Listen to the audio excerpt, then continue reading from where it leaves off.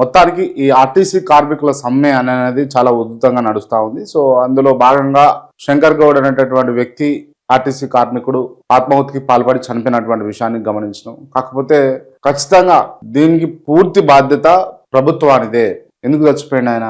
ఓ రకంగా ప్రభుత్వమే మర్డర్ చేసినట్టు లెక్క, చంపేసినట్టు. గతంలో జరిగిన ప్రభుత్వాలదే తప్పు. ప్రజలు నష్టపోతుర్రు అనంటే, ప్రజలు ఇబ్బంది పడుతుర్రు అనంటే అది అంతా కూడా ప్రభుత్వాలదే తప్పులుగా మనం పరిగణలోకి తీసుకోవాలి. ఎందుకనంటే ఇది ప్రజాస్వామ్యం. ప్రజల చేత ప్రజల కొరకు ఉన్నప్పుడు ఇక్కడ ప్రజల కొరకు అనేది లేనే లేదు, నాయకుల కొరకు అని అన్నదే ఉంది. ఇక్కడ వాళ్ళ జోలెలు, వాళ్ళ సంచులు, వాళ్ళ కుటుంబ శైలి, వాళ్ళ ఆస్తులు, వాళ్ళ అంతస్తులు, ఈ లెక్కలనే నడుస్తా ఉంది. కానీ ఇక్కడ ప్రజల చేత ప్రజల కొరకు అన్నప్పుడు అసలు ఆడ ప్రజల చేత అంటే ప్రజల కొరకు లేదు.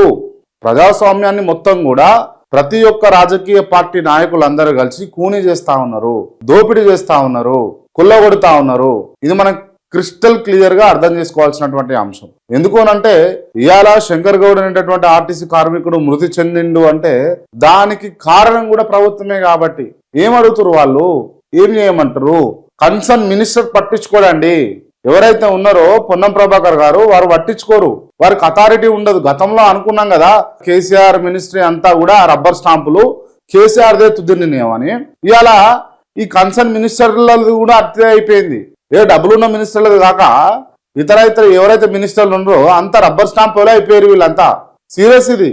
మీరు చూడండి, సినిమాటోగ్రఫీ మంత్రిగా ఉన్నదేమో కోమటిరెడ్డి వెంకటరెడ్డి. సినిమా వాళ్ళకు సంబంధించిన ఫంక్షన్లకు కానీ, సినిమా వాళ్ళకు సంబంధించినటువంటి వ్యవహారాలకు కానీ, సినిమా వాళ్ళకు సంబంధించినటువంటి ముచ్చట్లకు కానీ హాజరయ్యేదేమో రేవంత్ రెడ్డి. డమ్మీ అయిపోయింది ఇక్కడ. పొన్నం గారు, మీరు రవాణా శాఖ మాత్రులుగా ఉన్నారు, ఆర్టీసీ మీ చేతిలో ఉన్నది, ఏం చేస్తున్నారు?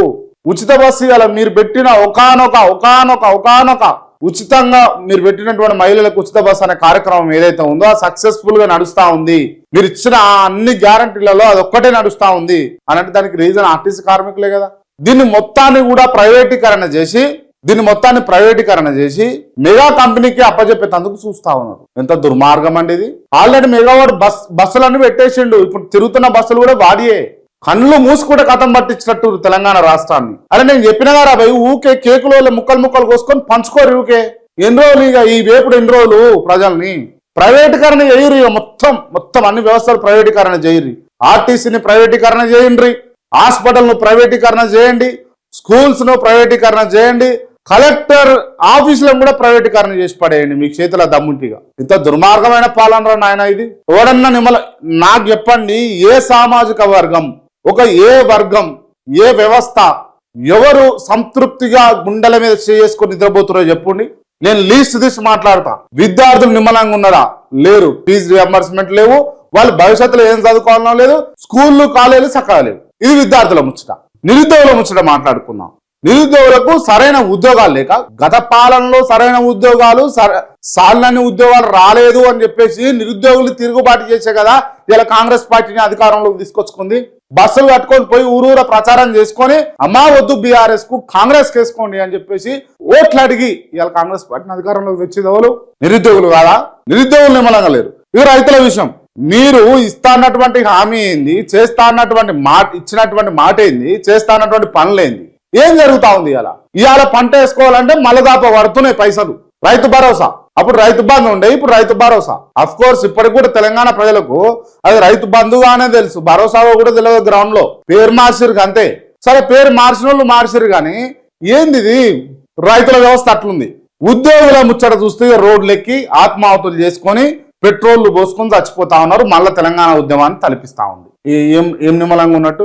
ఏం అలాంటి జర్నలిస్టుల ముచ్చట చెప్తే గట్టిగా మాట్లాడండి. క్రాంతి మీద పర్సనల్ గా అటాక్ చేయాలి, లేకపోతే క్రాంతిని వ్యక్తిగతంగా దిగజార్చాలి, క్రాంతిని ఎథికల్ గా మోరల్ గా దెబ్బలు కొట్టాలి. ఇవన్నీ సాధ్యం కాదన్నప్పుడు తీసుకొని పోయి జైల్లో నొక్కాలి. ఇంతకు మించి ఒక స్టెప్ ముంగట చేస్తుంది ఏం చెప్పు.